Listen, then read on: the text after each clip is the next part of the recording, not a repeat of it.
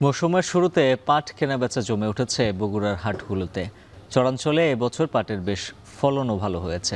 গত বছরের তুলনায় ভালো দাম পাচ্ছেন কৃষকরা। এ নিয়ে বিস্তারিত জানাতে সারিয়াকান্দির মথুয়াপাড়া হাট থেকে যুক্ত আছেন রাজীব সেলিম।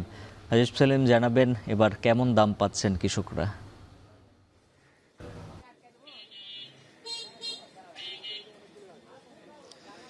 উজ্জ্বল, গত বছরের চেয়ে এবছর পাটের আবাদ যেমন বেশি হয়েছে সেরকম ফলনও ভালো হয়েছে। একইভাবে মৌসুমের শুরুতেই পাট উঠতে শুরু করেছে হাট বাজারে। ভালো চাহিদা থাকায় বেশ ভালো দামও পাচ্ছে কৃষক।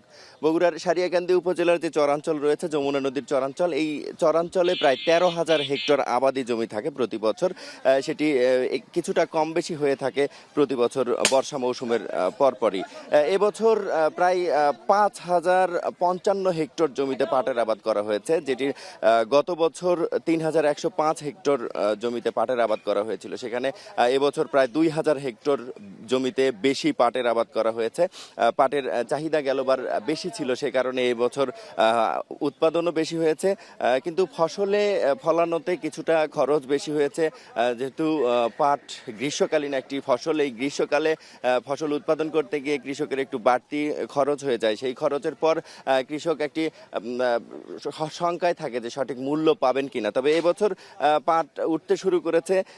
এই পাটের দাম এখন যে দাম রয়েছে সে দামে কৃষক বেশ খুশি। 3600 থেকে 3800 টাকা প্রতি মন পাট বিক্রি হচ্ছে, যেটি গত বছর বিক্রি হয়েছে 3,000 থেকে 3200 টাকা প্রতি মন। আর এবছর সারিয়াকান্দিতে যে পাটের আবাদ হয়েছে সেখানে বিঘা প্রতি 10 থেকে 12 মন উৎপাদন হয়েছে, যেখানে হেক্টর প্রতি প্রায় 3 মেট্রিক টন উৎপাদন হয়েছে। সব মিলিয়ে প্রায় 14,154 মেট্রিক টন পাট উৎপাদন হয়েছে। বগুড়ার এই যে মথুরাপাড়া হাটে রয়েছে, এই হাটে চরাঞ্চলের যে কৃষকরা রয়েছেন তারা হাটে পাট নিয়ে আসেন। তবে আজকে সকাল থেকে বৃষ্টির কারণে কিছুটা বিড়ম্বনায় পড়েছে কৃষক, এবং সেই কারণে পাট কিছুটা আজকের হাটে কম উঠেছে। তবে মৌসুমের শুরুতে একেবারে খুব বেশি পাট ওঠার কথা নয়। তবে আজকে যে পরিমাণ পাট উঠেছে সেখানে কিছুটা ঘাটতি থাকার কারণে পাইকাররাও রয়েছেন, সে কারণে পাটের দাম আরও একটু বেশি রয়েছে। প্রায় 3800-3900 টাকাতেও প্রতি মন পাট বিক্রি হচ্ছে। এখন পর্যন্ত সব পাট হাটে আসছে না, কারণ প্রতি বছর যে পাট উৎপাদন হয়ে থাকে এই পাট গাজন প্রক্রিয়ায় প্রায় 2 থেকে 3 সপ্তাহ রাখতে হয়।